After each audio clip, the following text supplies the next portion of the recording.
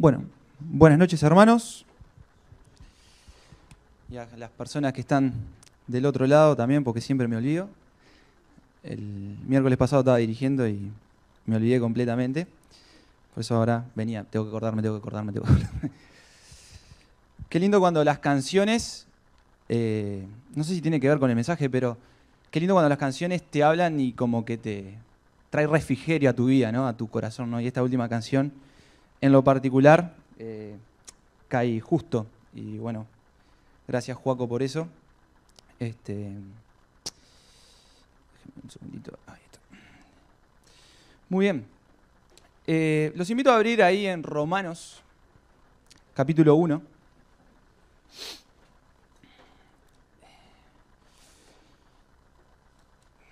Vamos a leer del versículo 8 hasta el 14.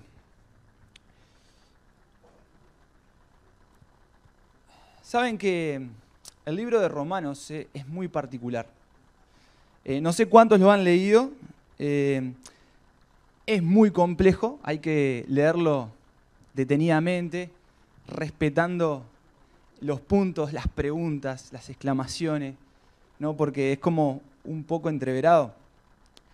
Pero el libro de Romanos hasta el capítulo 12 es el evangelio puro, ¿no? Y hay un teólogo, hay un pensador que dice que el libro de Romanos, las páginas de literatura más pesimistas en las que tus ojos han descansado, ¿no? Dice, cuando vos lees Romanos, dice este pensador, son como palabras muy pesimistas. Pero dice, y al mismo tiempo es el poema más optimista que tus oídos han escuchado. ¿Y cómo se conjuga esto en el libro de Romanos? Hasta el capítulo 12 por lo menos, ¿no?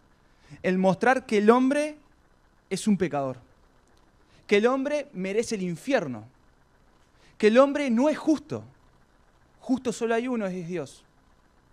Pero Dios, en su infinito amor y misericordia, manda a su Hijo Jesucristo a morir por vos y por mí, por el griego y el no griego, por el judío. Manda a morir por todos, para que todos procedan al arrepentimiento. Y es muy básico esto, Romanos muchísimo más profundo, pero me gustaba esto que conjugaba este hermano, esta persona, ¿no? Es muy pesimista si nos quedamos con la primera parte, pero es muy optimista y muy esperanzador el Evangelio de Cristo. Y quería pensar un poco en el libro de Romanos desde el versículo 18. Y leemos ahí, dice Pablo, primeramente doy gracias a mi Dios mediante Jesucristo con respecto a todos vosotros. Versículo 8, ¿qué dije? Perdón, versículo 8. Ahí dice, deseo de Pablo visitar a Roma, en ese subtítulo.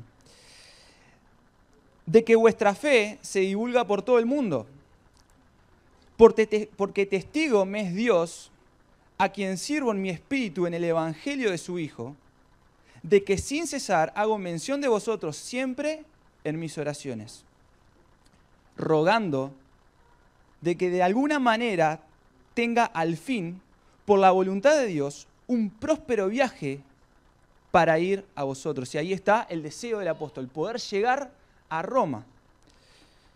Pero ese deseo es porque deseo veros para comunicaros algún don espiritual, a fin de que seáis confirmados. Ese era el deseo del apóstol, poder llegar a Roma, encontrarse con sus hermanos, ¿para qué?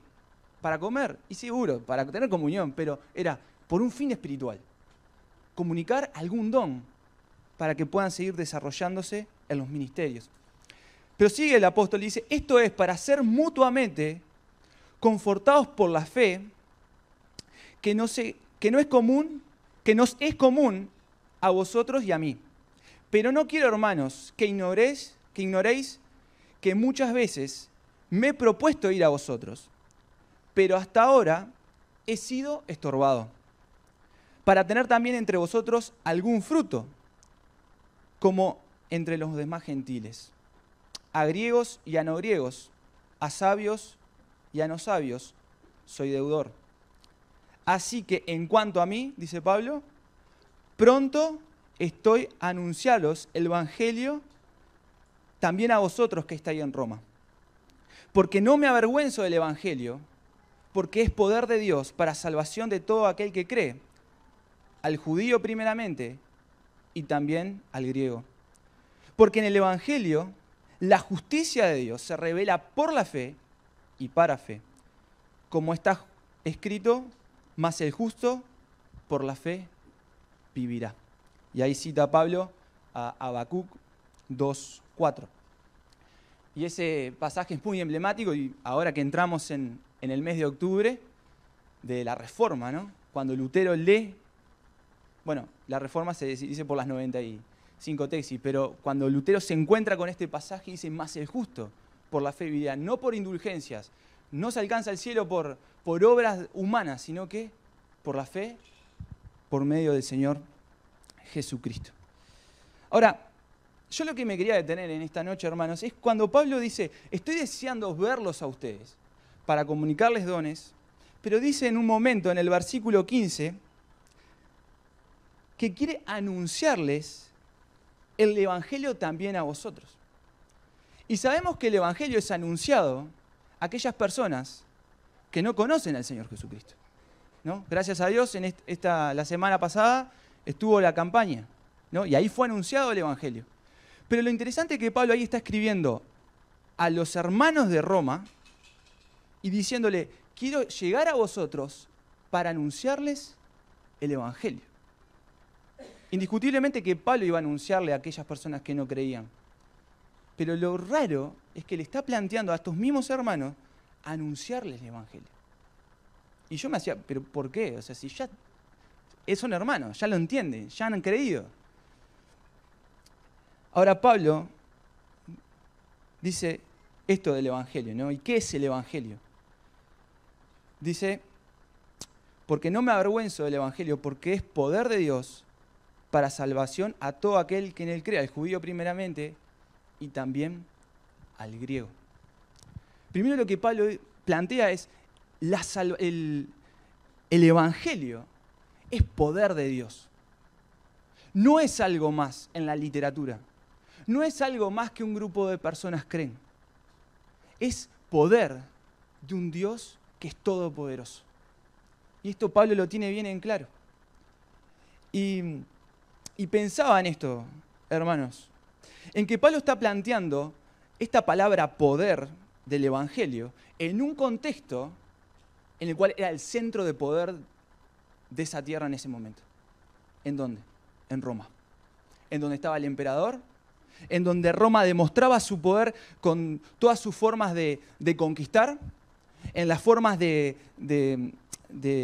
matar a las personas, aquellos que no respetaban al imperio, los crucificaban, los ponían delante de leones, iban conquistando territorio en territorio, y para Roma esa era la demostración de poder.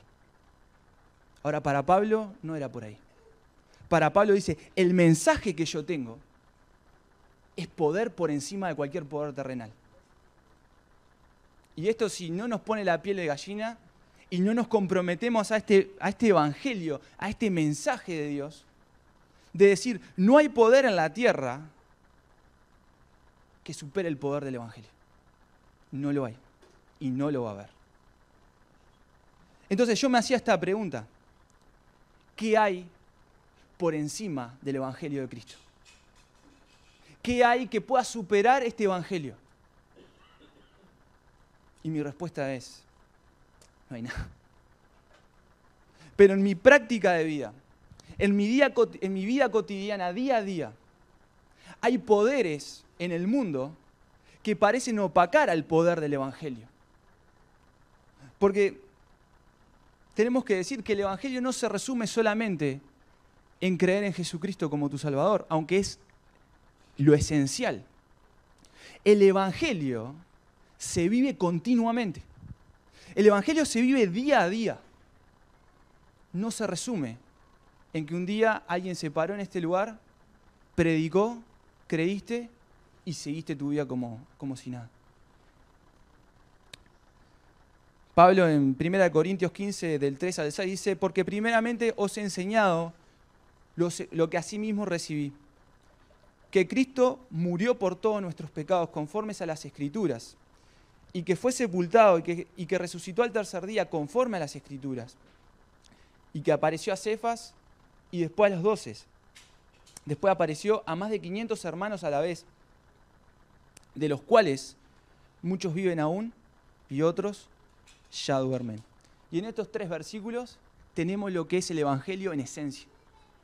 Que Jesucristo vino a este mundo, murió por nuestros pecados, que al tercer día resucitó y que muchos testigos presenciaron ese milagro y esa resurrección. Ese es el Evangelio, ese es el mensaje. Y ese es el mensaje que usted y yo debemos de predicar. Ese es el mensaje que la iglesia no puede transar. Es el mensaje que cada uno de nosotros nos debemos de comprometer.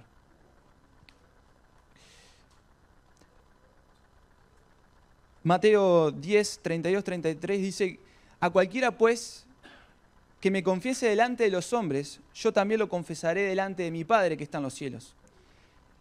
Y cualquiera que me niegue delante de los hombres, yo también lo negaré delante de mi Padre que está en los cielos. El que haya su vida, la perderá. Y el que pierde su vida por causa de mí, la hallará. Y yo me quería quedar con la última parte, que se ha hablado mucho, que se ha querido poner en prácticas en diferentes maneras, pero esto de el que pierde su vida por causa de mí.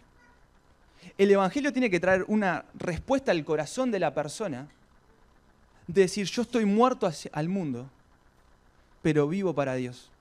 Yo estoy muerto hacia mis deseos y no quiero saber más nada con eso y estar vivo para Dios. El perder mi vida, de gastar mi vida en Él. Y estaba leyendo un libro que se llama Contracultura de un hermano, dice, el Evangelio de Cristo es un llamado a una crucifixión contra la cultura. Por eso cuando planteamos la idea del Evangelio no es una idea muy liviana.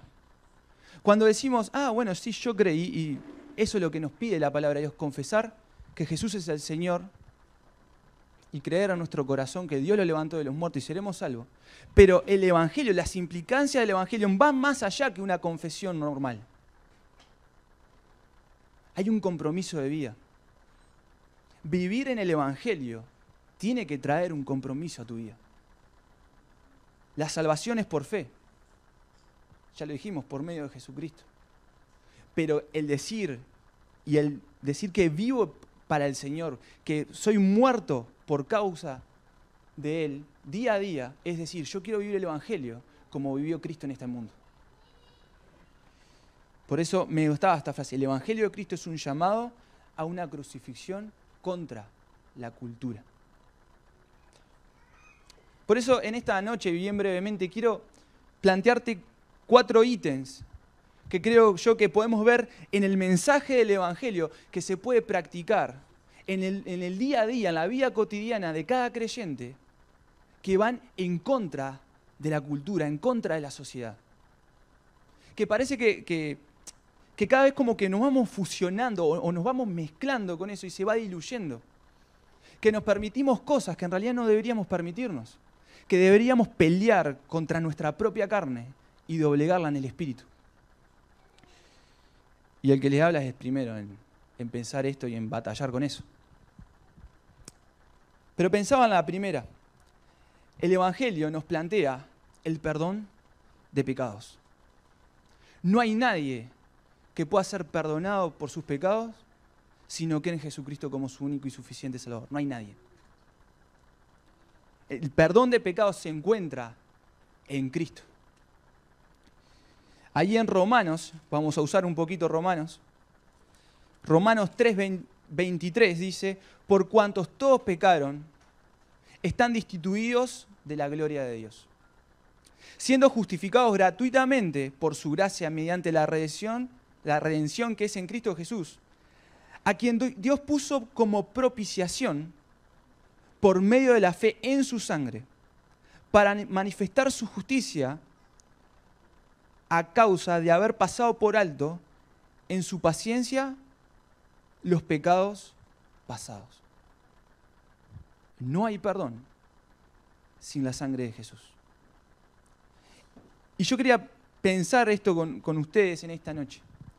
Que si yo vivo el Evangelio, si yo he creído en el Evangelio, si yo quiero vivir en el Evangelio dignamente delante del Señor, mi vida tiene que ser una vida de perdón. Que mis fundamentos en la vida cotidiana, en la vida de iglesia, en la vida familiar, tiene que ser una vida de perdón. Y a veces planteamos el perdón de Dios, el perdón de Cristo, como algo muy liviano. Como, bueno, yo puedo vivir de la manera que quiera, total, la gracia sobreabunda y el perdón de Dios sobreabunda. Y Pablo dice más adelante, de ninguna manera. Pero en la práctica, en el día cotidiano, en el día a día, necesitamos vivir el perdón de Dios en nuestra vida. ¿Y saben qué? Estoy armando otra cosa para... El perdón huele a sangre muchas veces. El perdón duele. A Cristo no fue que fue a la cruz y le pareció muy fácil la cruz. A Cristo tuvo que derramar toda su sangre. A Cristo tuvo que padecer el dolor del Getsemaní, de pensar en que Él iba a ser abandonado por su Padre. A Cristo le costó todo para perdonarte a vos y a mí. Pero que a veces no estoy dispuesto a perdonar al que me ofendió. A veces, aunque me hayan como agarrado, no sé, yo me acuerdo cuando era niño, yo le rompía todo a mi madre, ¿no? Le agarraba los adornos, todo, ¿no?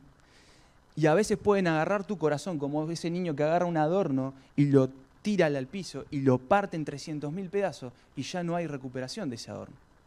Pero en la gracia de Dios, en el perdón de Dios, en la misericordia de Dios, ese corazón partido y destruido por una ofensa o por una situación, Dios puede agarrarlo y reconstruirlo.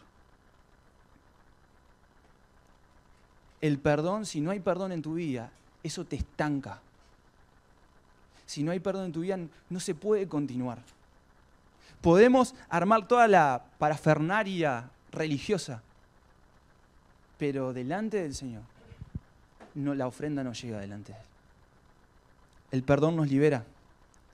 El perdón duele, pero es necesario. Estoy pensando un poco en 2 de Samuel 1:17, pero no vamos a entrar en ese pasaje. El contexto es que Saúl lo venía persiguiendo a David y haciéndole la vida imposible a David, pero en un momento en la guerra, Saúl muere. Y David tenía las promesas de Dios que él iba a ser el rey. Tenía todo el pueblo a su favor. Era como diciéndole, David, disfrutá de este momento, Saúl murió. Y David dice, no es momento de disfrutar que nuestro rey murió. Es momento de hacer luto. Es momento de avergonzarnos porque los enemigos se están riendo. Ahí hay perdón de parte de David hacia Saúl. ¿Y cuántas veces David perdonó a Saúl en una cantidad de situaciones? Una persona que estaba no rompiendo su corazón sentimentalmente, emocionalmente, una persona que lo estaba buscando para matar.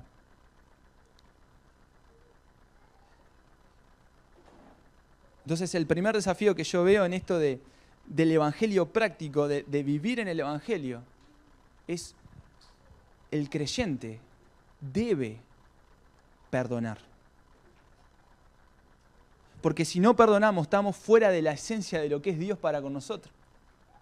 Si no perdonamos, no hemos entendido el perdón y el amor de Dios.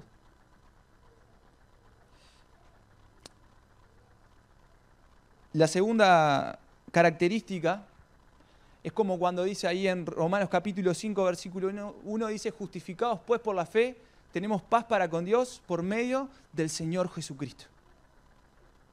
La justificación que ha traído Dios a nuestra vida trae paz para con Él.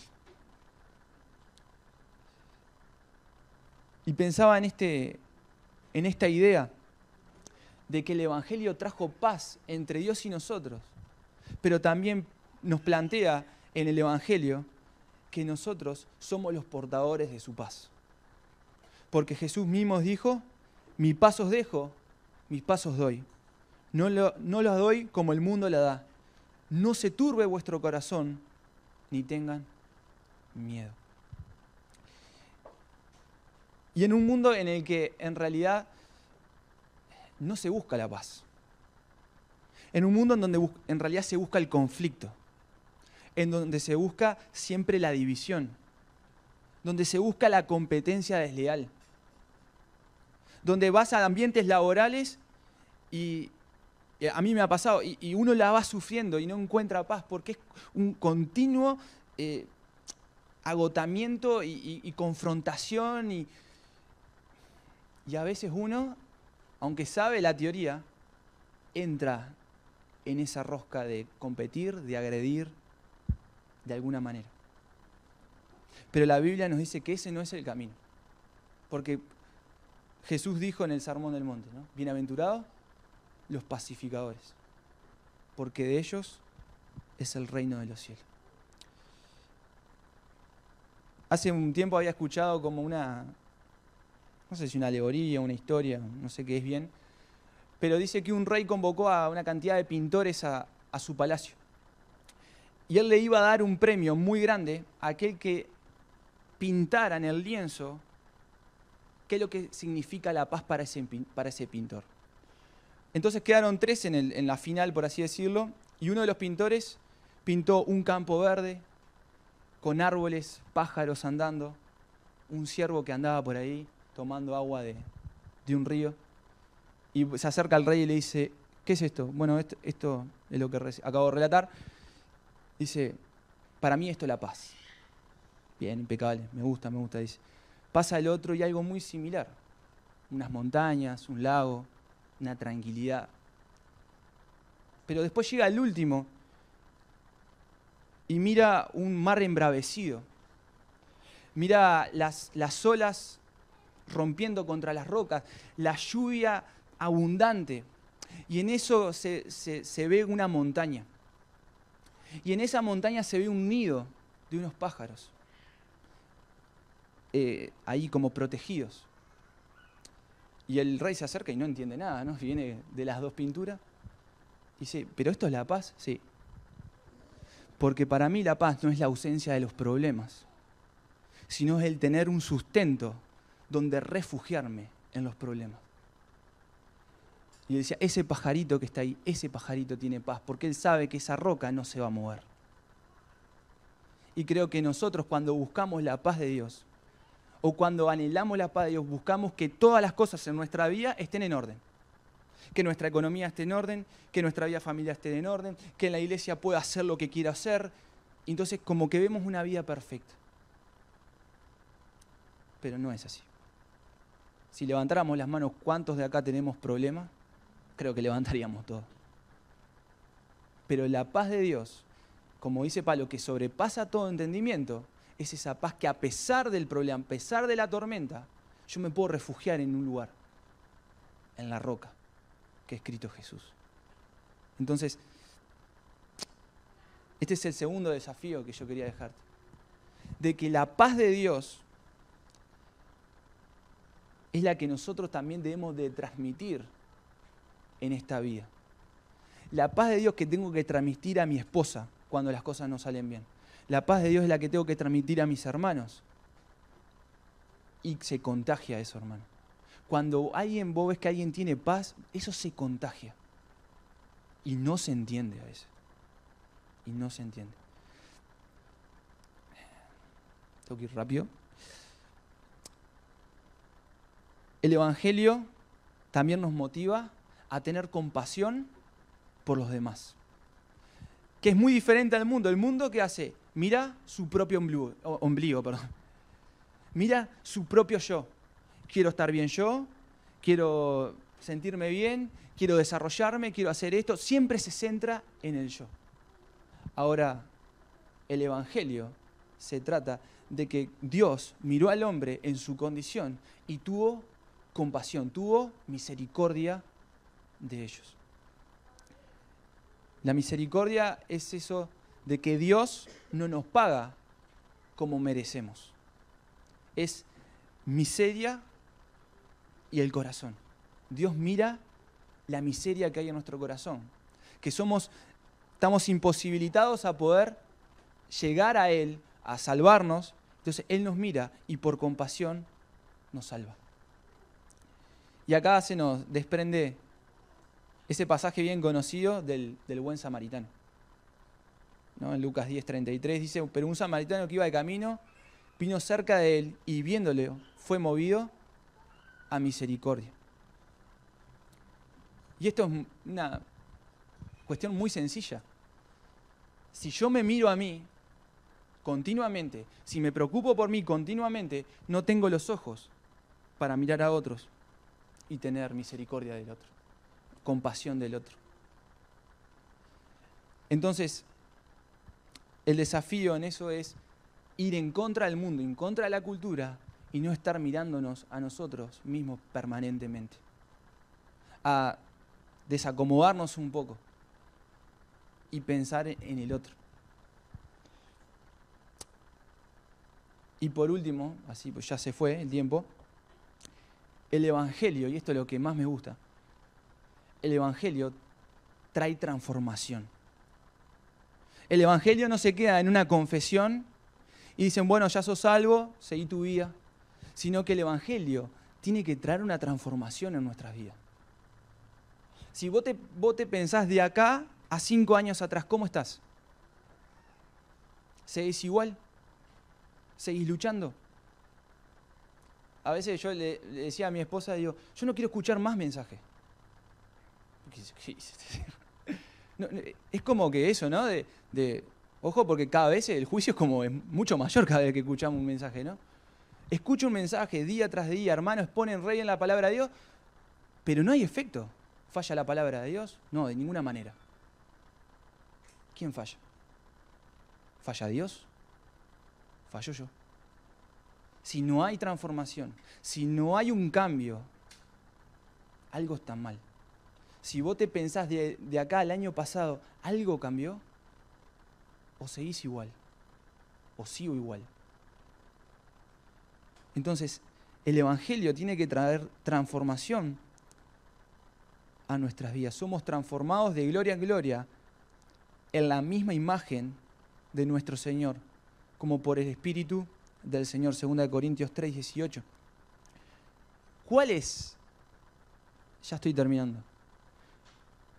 ¿Cuál es el sentido de la vida? Adquirir cosas, tener buen pasar. Si lo tenés es mejor, está buenísimo. Si el Señor te lo da, gloria a Dios. Desarrollarte en tu empleo, llegar al lugar más alto, formar tu familia, tus hijos, que se encaminen, verlos progresar, son todas cosas muy válidas. Pero yo no sé si es el sentido de la vida ese, o por lo menos el sentido de la vida que Dios quiere ponernos a nosotros. Y esto me lo he estado preguntando últimamente. El sentido de la vida es la imagen de Cristo, el carácter de Cristo. Y cuando miro el carácter de Cristo y me miro a mí, digo, cada día estoy más lejos. Cada día debo mejorar más. Gracias a Dios que cuando venga en su gloria vamos a ser todos transformados. Pero el desafío de tu vida no es solamente las cosas terrenales. El desafío de tu vida es recobrar aquello que se perdió en el Edén, la imagen de Dios en nuestra vida. Imaginemos si cada día fuéramos cada vez más parecidos a Cristo. Los problemas que nos ahorraríamos. Los pecados que no haríamos. Por eso necesitamos entender que el Evangelio no es solo una confesión, es una transformación. ¿Y cuál es el desafío? Ya pasaron los 4 puntos. Son simples. Cree en el Evangelio, vive el Evangelio, predica el Evangelio. Y con eso vamos a poder caminar bajo la voluntad de Dios. Amén.